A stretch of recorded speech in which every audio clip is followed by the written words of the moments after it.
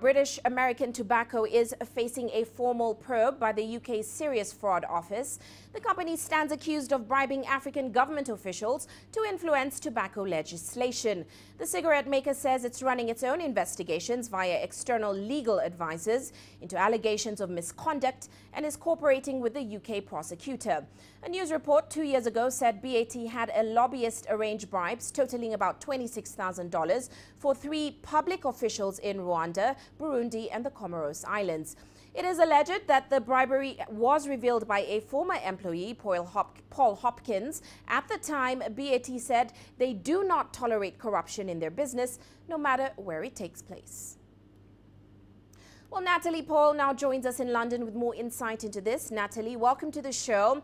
Now, what do we know so far about the formal investigation, of course, by the UK's Serious Fraud Office into B.A.T's misconduct in Africa? That's right. Well, the SFO saying that it has this probe now into B.A.T's dealings in Africa, in those 3 countries that you've just mentioned. And there is speculation that this really comes from a BBC investigation that took place now 2 years ago, in which it discovered through a former employee, Paul Hopkins of B.A.T, that around $26,000 in total had been given as bribes, according to this man, to various officials in those countries in essentially exchange for influence over tobacco legislation in those countries. Now, of course, B.A.T has said that it's also launched its own investigation back in February last year. So this is certainly something that has been known about and ongoing for quite some time. B.A.T clearly taking it very, very seriously, getting external legal parties involved in this investigation and in their own probe. And it says, of course, that it will be working fully and comprehensively with the SFO during this probe. Now, we do know the Serious Fraud Office did just fine Rolls-Royce about £500 million for similar reasons. Looking at what we know so far in B.A.T's case, is this likely to happen?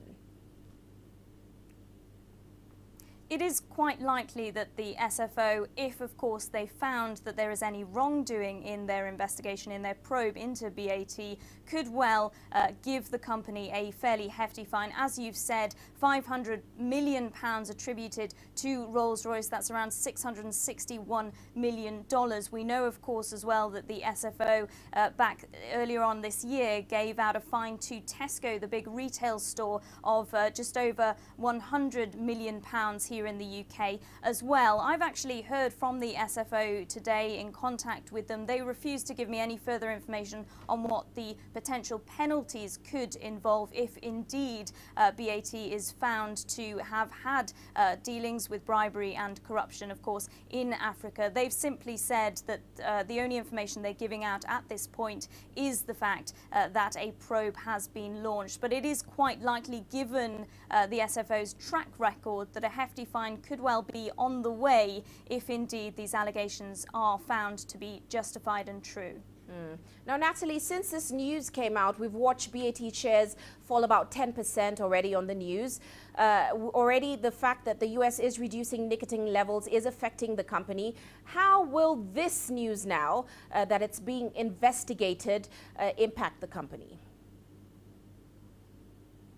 Yeah, it's certainly not looking very good for B.A.T at the moment, is it, with the US Food and Drug Administration saying that it's thinking about and looking at reducing the level of nicotine, of course, in cigarettes. That's likely to impact B.A.T in terms of its production levels, of course, if it's going to have to change things in terms of how much nicotine it is putting into its products, and that's likely to be costly. But of course, as we've talked about, that fine, we've seen £500 million, $661 million given in fines by the SFO to Rolls-Royce earlier this year.